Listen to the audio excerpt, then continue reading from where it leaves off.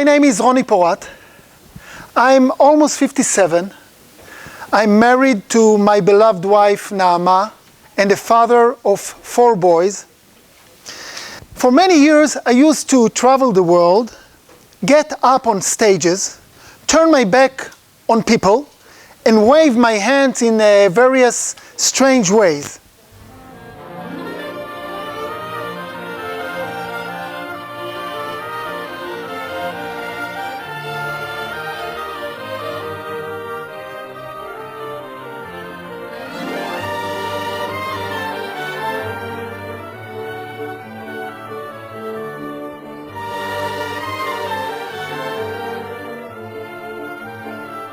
As you can recognize, I'm an orchestra conductor.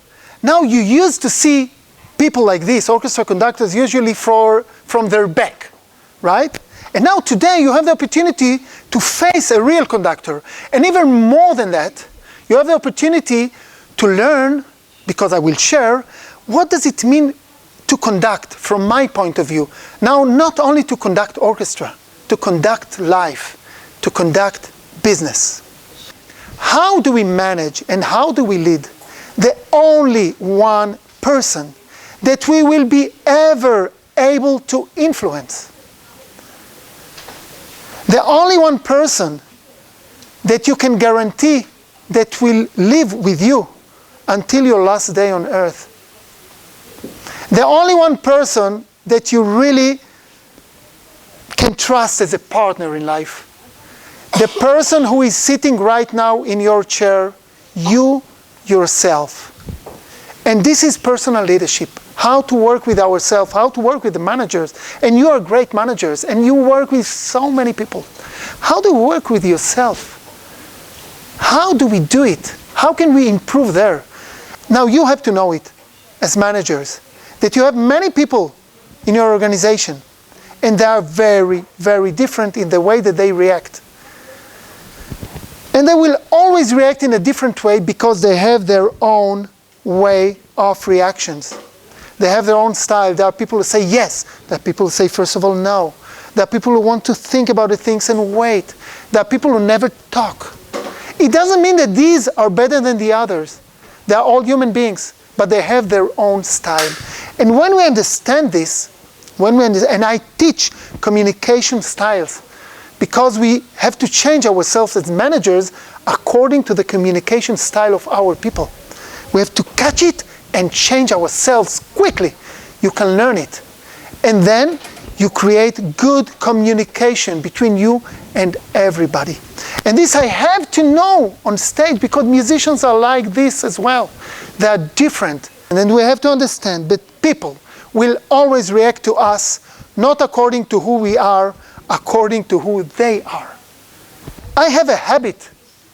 How do I treat opportunities? I call it, say yes. Just to be on the safe side. Now it has to be based on your values, of course. Don't say yes for anything. It has to be based on your values. But most of the time we don't say yes because we are afraid to fail. And later on I have some ideas to share with you about failure, which is connected to success very strongly. Say yes just to be on the safe side, and I add to it, why take a risk? You know, failure and success are going together. The more you fail, there is more chance that you will succeed. I failed so many times in my life. So many times. This is personal management, how to treat failure. Say yes, just to be on the safe side. Think about yourself. If you are strong, if you manage yourself very well, you will take decisions, you will understand the opportunity, and you will sit on it, we say in Hebrew, until it will work. Until it will work. You won't change your mind quickly. And some people, they take time until they take decisions, then after a day they change their minds. You want people in your organization that when you give them a task, they do it no matter what. No matter what. We have to learn this because success is there. But it connected very well with failure. This word, enthusiasm. My dear friends, conducting success. How do we conduct ourselves? How do we conduct our enthusiasm?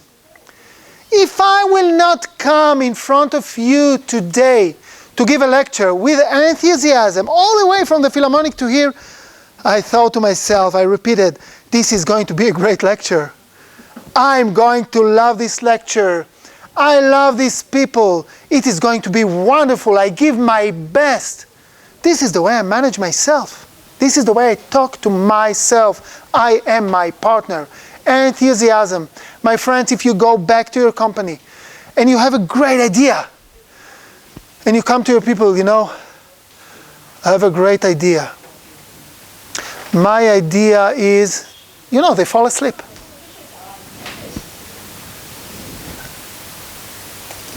Drink the enthusiasm. Drink your ideas. First of all, work with it and bring life to it, you know. Bring life to it. And if you work on enthusiasm, people will follow you. This is the first thing.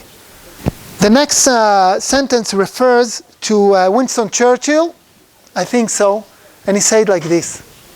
Success consists on going from failure to failure without loss of enthusiasm. My friend, to succeed in life means to go from failure to failure and not losing enthusiasm, because we stand back on our feet. And this is so important to understand, and we have to work on it. We, the conductors, hear the music. Listen carefully. Before it appears in the physical world, we hear it inside. I hear this clap before. I hear it. And then I, catch it. And when I conduct Beethoven Symphony No. 5, I hear inside exactly what I want.